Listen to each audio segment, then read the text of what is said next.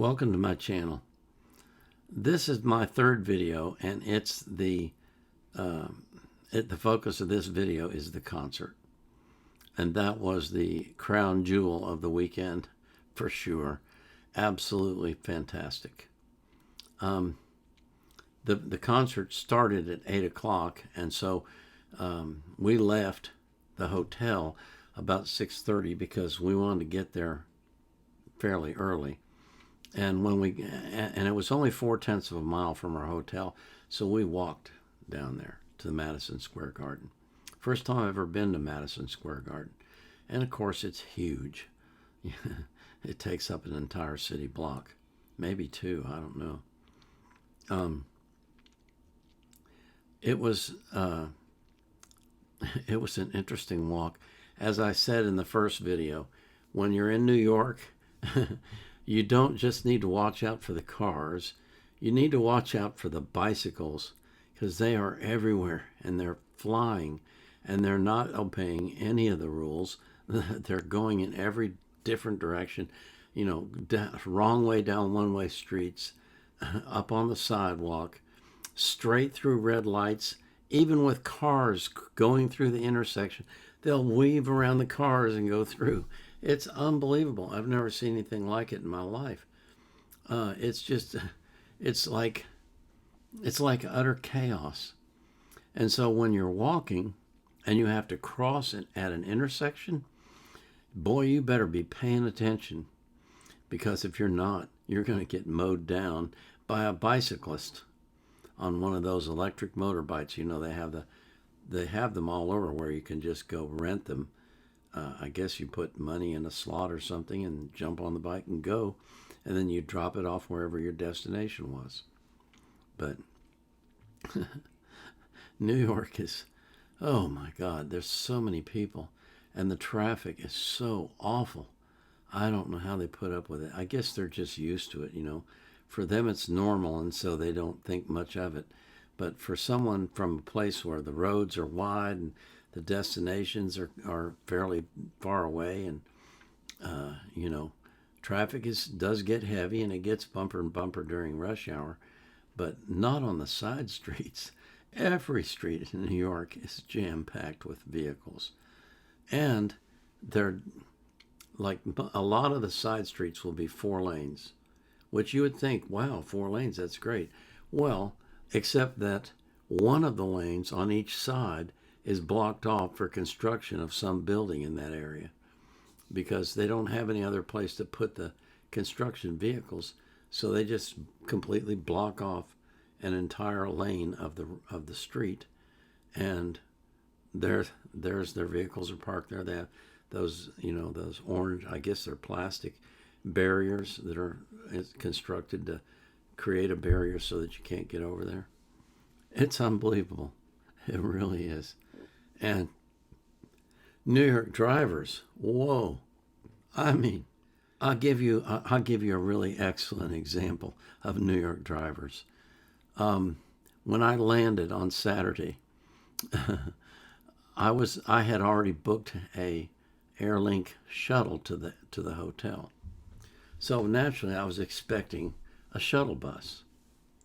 And I'm standing outside, and I'm waiting for the shuttle bus, and I'm not seeing a shuttle bus, and I'm thinking, man, did they forget to get me or something? And I get a text message from the driver, and he says, "Where are you? I'm on my way." And I said, "Well, I'm standing outside Terminal 8. And he said, "Okay, I'll be there in about 5 or 10 minutes. And then probably 5 or 10 minutes later, I get another text. He goes, "I'm here." And I text him back, "I don't see a shuttle bus." He says, "Look for a black Toyota Camry." So what it was this guy was a, I guess you could call him an overflow driver. In other words, when they had booked so many rides that they didn't have any vehicles available, they would call him. He was an independent contractor, and they'd ask him to go do a pickup for him. So I get in the front seat because there's a couple in the back seat, and we head out. And he says, "Where are you going?" I told him the Element, Times Square West. He said, "Oh, okay." He says, you don't mind going for a little ride, do you? I said, well, I'm not in any hurry, so you can take this other couple to wherever they're going first. And he said, oh, okay, you want to do some sightseeing. And so we went off. And like I say, that he was weaving in and out of traffic constantly, and using his horn like crazy. They use the horn up there all the time. Bup, bup, bup, just get out of my way. I've got to go, got to go. And so we get to this place where we have to take an exit, and there's a long line of cars waiting at the exit to go, right? And he pulls up into the line, and then he says, let me show you something. And he pulls out, shoots up to the front, and then cuts right in front of another vehicle, right at the entrance itself. And he goes, that's how we do it in New York. I'm like, you gotta be out of your mind. What are you doing? Why? And it was funny. The couple in the back seat was from Texas too, and they said, you would never do that in Texas. And he says, why is that? And they said, because somebody would shoot you. We have that reputation, I guess. And it's actually, it does happen occasionally. But I mean, it was just, oh man, it was really an interesting ride. It's the only way I know to put it. It was an interesting ride. But that's how they drive in New York. They cut in, if they're on, like a cab pulls over to pick up passengers, when he gets his passengers in the car, he's just going to pull out. He doesn't care who's behind him. As long as there's a gap of like 2 feet between two vehicles, boom, he's going to stick his nose in there. And he goes out, and they let him in because they have no choice. It's crazy. Absolutely crazy. But anyway, let's get to the concert, because you just... I don't know if I want to talk about this now or after you watch the narration, the narrated part, but I'll go ahead. I mean, I just got to. If you've never been to a DImash concert, you need to go. I'm serious. Because you can listen to him on YouTube until you turn blue in the face, and you haven't heard half of what he does. When you hear him in person, it's otherworldly. It's incredible. The power of his voice and the magnetism of his personality and the absolute incredibleness of his range. It's just beyond imagination. You can't, I mean, I can remember when I did my first reaction 4 reactions ago to SOS. And my reaction to that was, what? That's what it was. And that pales in comparison to being at the concert live. Gosh, I'm struggling to find a way to describe it to you. It's not like anything you've ever seen in your life. It will vibrate your bones. It will fill up your spirit. It will lift you to the heights.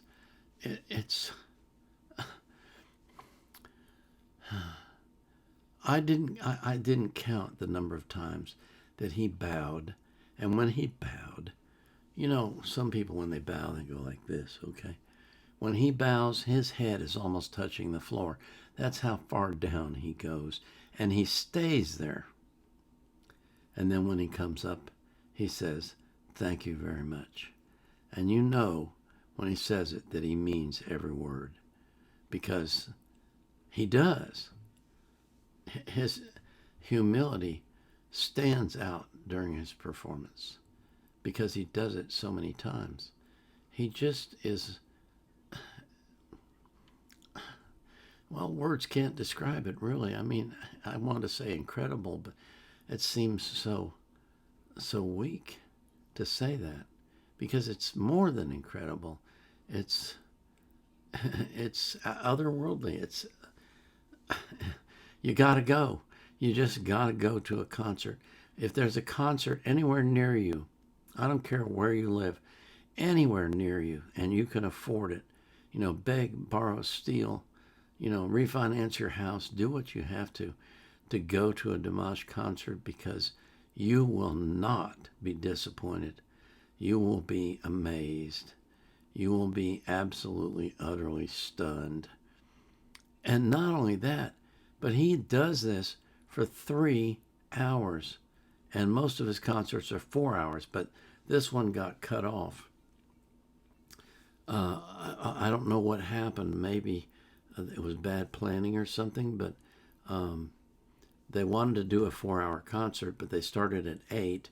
And if they had gone from 11 to 12, this is what I was told, is that the Madison Square Garden said, you're going to have to pay a hefty bonus to do that extra hour, because they have to pay the security and all the rest of that. And so he said, okay, we'll just... And when he closed out the show, it was very abrupt, very short, because he was very close to 11 p.m. I don't know. Some of us talked about it, and we feel like, I think he has his best friend is his manager, and I understand why he would do that, but I think he needs to hire a professional manager who knows how to set up the concerts and do the promotion. And like when he was in New York, he should have been on the Today Show. That would have been a beautiful opportunity for him to just sing a few lines in front of America, and it would have boosted his image in America 100 times, 1,000 times. But he didn't do it. And I think that's just bad planning. That's a lack of planning, not bad planning, but a lack of it. And not understanding the stakes, and not understanding what's involved, and not understanding all the technical details of getting all those kinds of things set up. Because you have to book all that well in advance.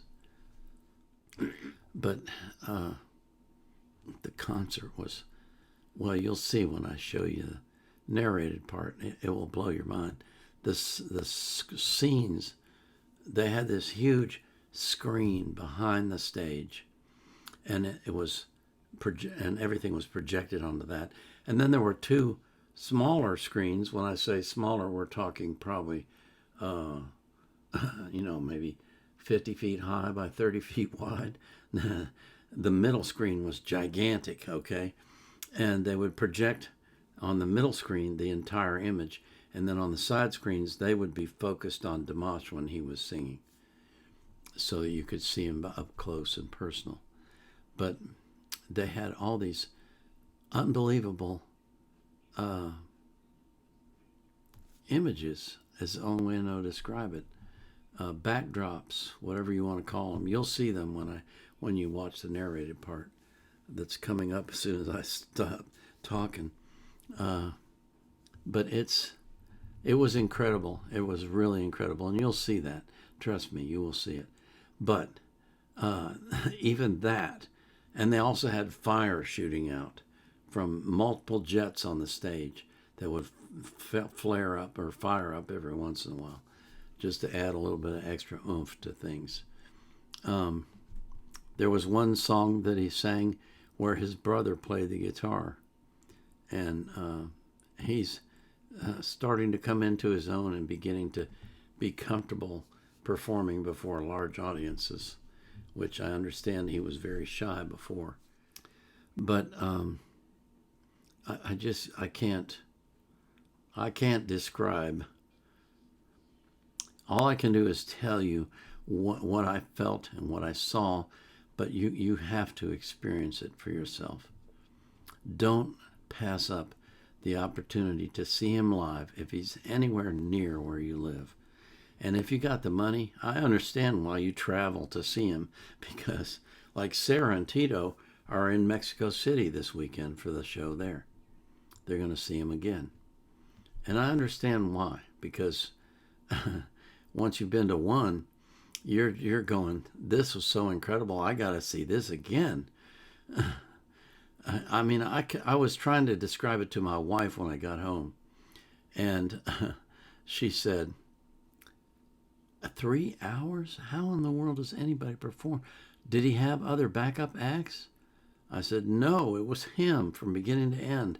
3 hours nonstop, except for costume changes. It was incredible. There was one part that happened where apparently the pants that he was wearing were starting to come down, and he was doing a decent job of holding them up, but he was getting a little frustrated, I think. And so he at one point he stopped singing. He said, "We're having some technical difficulties." And then he said, "Does anyone have a belt?" And someone, I think someone said it was the drummer, threw him a red belt. And he put that on, but apparently it didn't fit or it wasn't right or something. So he threw it back to him. Then somebody came back from backstage, come running out with another belt. They tried that. That didn't work. About that time, 2 people from the audience threw belts up on the stage. And he picked up one and put it on, and it worked, and so he threw the other one back. Meanwhile, all the women are they're hooting and hollering, hoping his pants will fall down. oh, it was so funny. And he took it all in stride, like it was no big deal, and just kept right on performing. He just, he's incredible. He is, it's a lousy word. It doesn't really describe it, but that's the best I can do. He is incredible. So now I want you to watch the narrated part, and then I'll come back afterwards with a few remaining thoughts.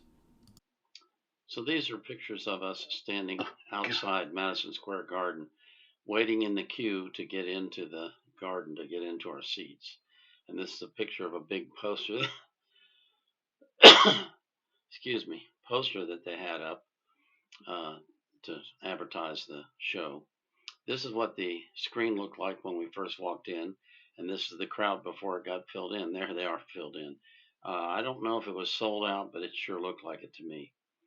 These are pictures of some of the backdrops that they used when they were performing. It was incredible. I mean, this giant screen filled up the back of the stage, and they had all these different beautiful backgrounds that they used for all the different songs that he sang.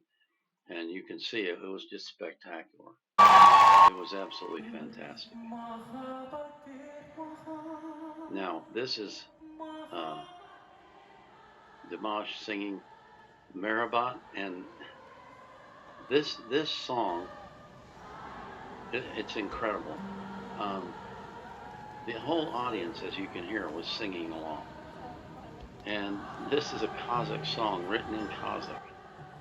And everybody, I mean, not everybody, but a lot of the crowd was singing along with it. And I got the feeling that DImash was very touched by that he really was humbled by the fact that people were singing a song in his native language that he had sung. And later on, when we were at the restaurant, at the bar, I was interviewed by a girl from Kazakhstan, and she told me that she had talked to some Kazakh students who were in New York for study for college, and they had told her that they cried because they never thought they would hear a large crowd in America singing in their language. And so it touched them really deeply. And I think it touched DImash the same way. You could tell by the way that he talked and by the way that he acted that he was really humbled by the response. And I'm sure it's not the first time that people have sung to his songs, but there was just something special about it. He said that Madison Square Garden was a dream of his to sing there. And here he was singing his dream. And this is something that he did a lot. He bowed numerous times during the show, sometimes almost to his head down the floor, to thank the people for their love for him and for their willingness to come to his concerts. And this was something that they did. You saw he just walked off stage, and they would they would do videos like this of DImash singing while he was in the back changing costumes, and then he would come out in the middle of the song, and he would pick up wherever the song was at and sing again. And it was just cool the way that they did it. It was incredible. I'll share my thoughts about the concert um, after I finish narrating this stuff. But I just wanted you to get a feel for what it was like to be there and to see some of the awesome backgrounds and awesome videos that they showed us. It was just incredible from beginning to end. It was not like anything I've ever seen before, and I was very impressed by it. Um, I neglected to get the names of these songs. I'm sure some of you dears will know them off the tops of your heads, but I neglected to do that, and so you can see when you get the light behind them that the band is there, but he is not. And then once he gets changed into his new outfit, he'll come back out on the stage, grab the microphone, and start singing right in the middle of the song. And it was just so cool the way that they did that. You know, rather than just have a pause or a break in the music, they would just continue the music. And something else that was amazing to me was that this concert was 3 hours long, and it was originally planned to be 4 hours, but um, somehow it got messed up. I don't know how. It should have started at 7, but it started at 8, and they wanted to go till midnight, but apparently this is just, I heard this, I don't know if it's actually true or not, but the Madison Square Garden people told them that if they were going to perform for another hour, they were going to have to pay a large extra fee. And so at the end of the show at 11 p.m., he just cut it off. It was really abrupt, and it was surprising to everyone in the audience, and disappointing too, because you want to hear all of him you can hear when you're there with him. It just, I want to talk about it separately, I really do, but I just gotta say, um, if you've listened to DImash's songs and you've enjoyed his music and you haven't heard him live, you've missed more than half of what he is doing on stage. The power, the absolute incredible power of his voice and his breath control and the range that he has. It's hard to describe. You have to see it in person to really understand how impactful it is. It's like nothing I've ever experienced before. It's incredible, the magnetism of his personality, and the power of his voice, and the way that he just draws you in to what he's doing, and gets your full attention. And he does this for 4 hours straight. Nobody performs that long, but DImash does. He's definitely one of a kind. There is no one else, I think, on the face of the earth like him. He is just absolutely incredible.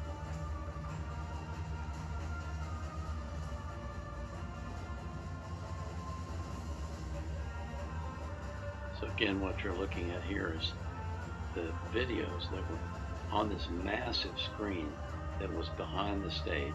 And then they had two pretty large screens offset on the left and the right that also showed close-ups of DImash.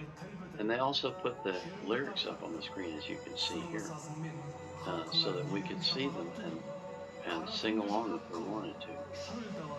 That was also incredible. Now, I can't remember what this instrument is called, but there was a guy playing it that was really, really good at what he was doing. He was standing right next to DImash while he sang, playing that instrument. just an incredible experience. I can't, I can't do it justice to describe it to you. I really can't. You just have to go to a concert, and I would highly recommend that if he ever gets into your area.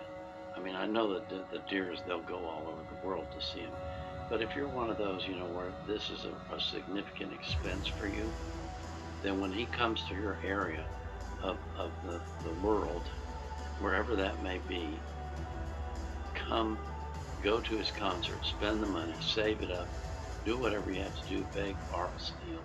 You want to see him live, trust me. You really do want to see him live. I mean, this is just, again, it's not like anything I've ever seen. It's incredible. It really is. So what I want to do now is just sit back and let you enjoy listening to the music and hearing Dimash's wonderful voice.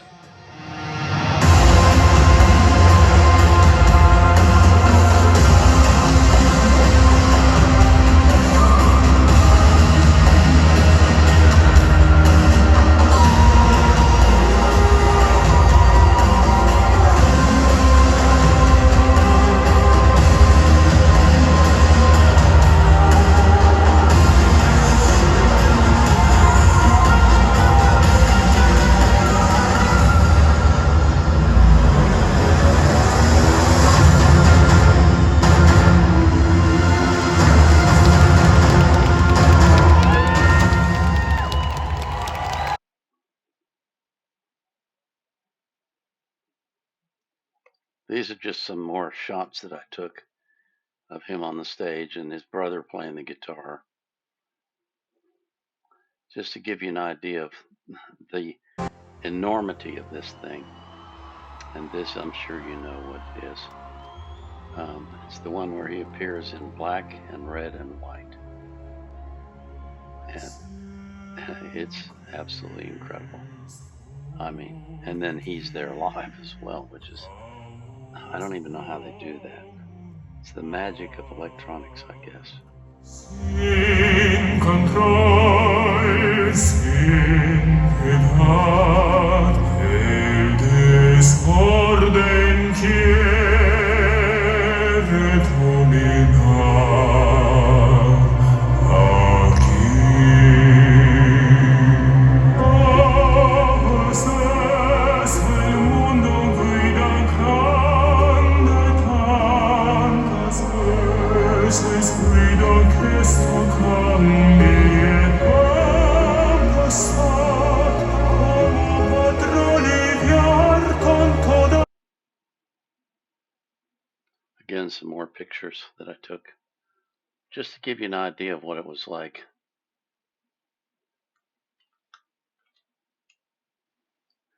And this is just pictures of folks that we met on the street after the concert. And that, of course, is Tito and Sarah. So that was the show. By now, you should realize how absolutely incredible it is. And, if you have any questions, just ask. I'm sure that if I don't know the answer, someone else who was there will answer you. Overall, the experience was unbelievable. After the concert was over, I went outside, and I was just following the crowd, basically. And I got outside, and I had no clue where I was at. And I texted Sarah, and I said, I don't know where I am. And we were supposed to meet at the same place where we first got to the garden. But I had no idea where that was. And so while I'm standing there, people are coming up to me and saying, I'm so glad to meet you. Can I take a picture with you? And I'm saying, sure. I don't know why these people are doing this, but what the heck? I'll take a picture with you. They're all raving about my channel and how great it is. And I'm just, I'm like, I'm just me. I'm just me. I'm not anybody special, but they think I am. And so I took pictures with them. I should have thought to have them share the pictures with me, but I didn't, except for a couple. and you'll see that you saw that in the narration. Gosh, and so I didn't know what to do. I was standing there, and I had no clue where I was at, no clue where they would be. And then Lori showed up, and Lori, I talked about in the first video, showed up, and she said, "Hey, we're all going to the Rutherford, which is a bar. You want to go with us?" And I said, "Sure." So we start walking towards the Rutherford, and I call Sarah, and I say, "Listen, I'm with Lori, and we're going to the Rutherford. Maybe we can meet you there." And about that time, Sarah says, "Oh, I see you. You're coming towards me." I go, "Oh, okay." So we end up bumping into them there, and we're talking, and the Rutherford's right across the street. So Sarah has to talk to everybody. So she's out there talking to everybody, and my feet are killing me. My legs are killing me. And I said, "I'm going to go to the bar." So I went into the bar, and there was some deers in there. And so I sat down, and one of them says, "Would you like a drink?" And I said, "Well, you're probably going to think I'm weird, but yeah, I'd like some water." And so she looked at me kind of funny, and she said, "You're not going to drink?" I said, "No, I don't drink now." It's not that I'm a teetotaler or anything like that. I do drink occasionally, but I knew I was tired, exhausted, and if I had one beer, I would pass out. So I just said, "I'll just have water."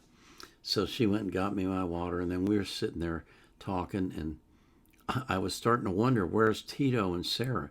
So I walked outside, looked for them, couldn't find them. Finally noticed Sarah had gone back across the street and was talking to some more people, and I didn't see Tito. And then after a few minutes, here comes Tito. Remember I said he goes off and he comes back, and he goes off and he comes back. And he's the Energizer Bunny. He really is. So anyway, we finally get all three of us into the bar, and then this girl comes in with a camera, and she starts interviewing us. And it turns out she's Kazakh, and she's in the U.S., and she has a YouTube channel, and she gave me her name, and I went and looked for her channel, but I didn't find it. So if you're watching this, please send me the link, because I would really like to see her channel. And I assume that she's going to put that interview up. She interviewed Sarah quite extensively, and then interviewed me some as well. And when she got done, Lori had already left. She said, "I'm going to the Tic Tac." I think that was the name of it, Tic Tac. Because I remember thinking, the Tic Tac? What is that?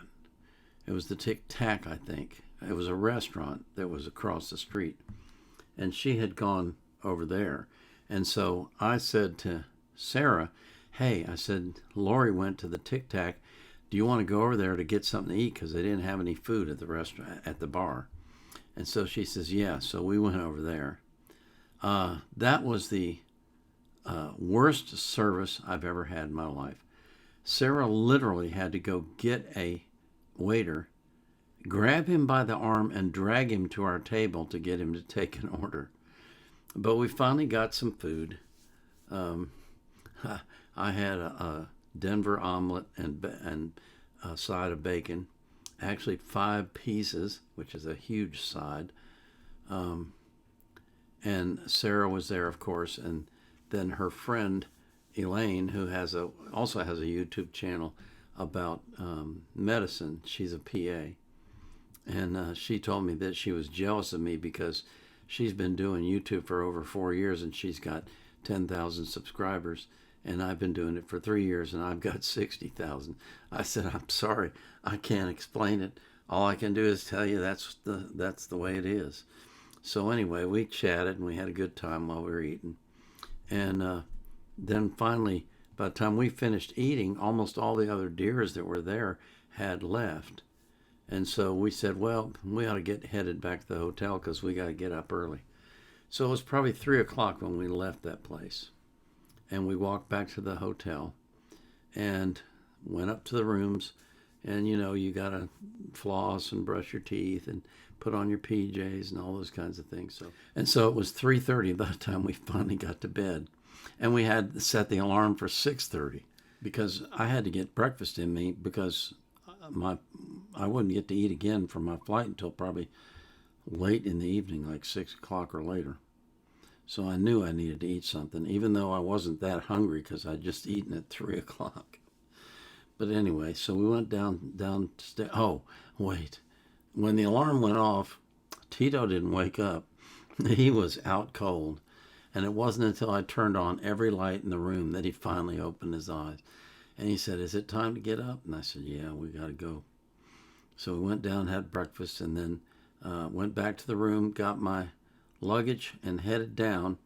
And just as I was walking out the door of the hotel, the shuttle bus shows up. So I caught that and headed for the airport and headed for home. And of course, when I got home, I was so tired, I could barely stay awake. But I wanted to get caught up on email and that kind of stuff and check on some things. So it was 10 o'clock before I finally got to bed. And I didn't get up until 11 the next morning. So I slept 13 hours.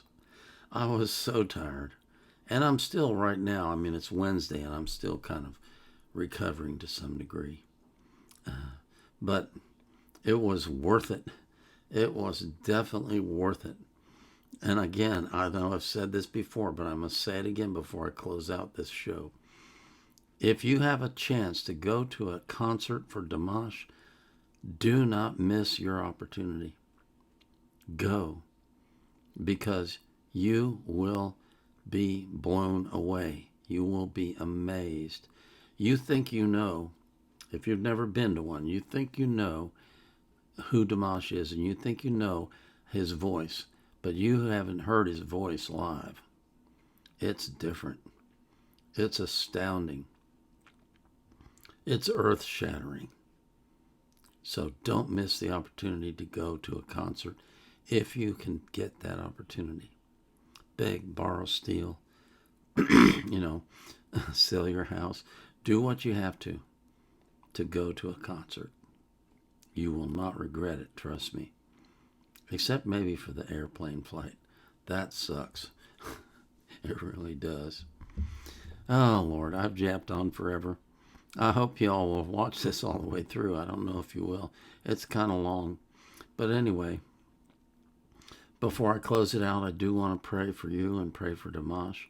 I pray that God will watch over you and that he will keep you safe from harm and that he will take care of every need that you have and he will give your life the meaning and the joy that it requires. And I pray that God will watch over DImash and keep him safe and keep him healthy in his travels as he's traveling around touring. And I thank God that he will have massive crowds everywhere he goes and that his fame will become higher and higher and higher. And I pray for all of this in the name of Jesus Christ. This is the Vietnam Era Vet, out.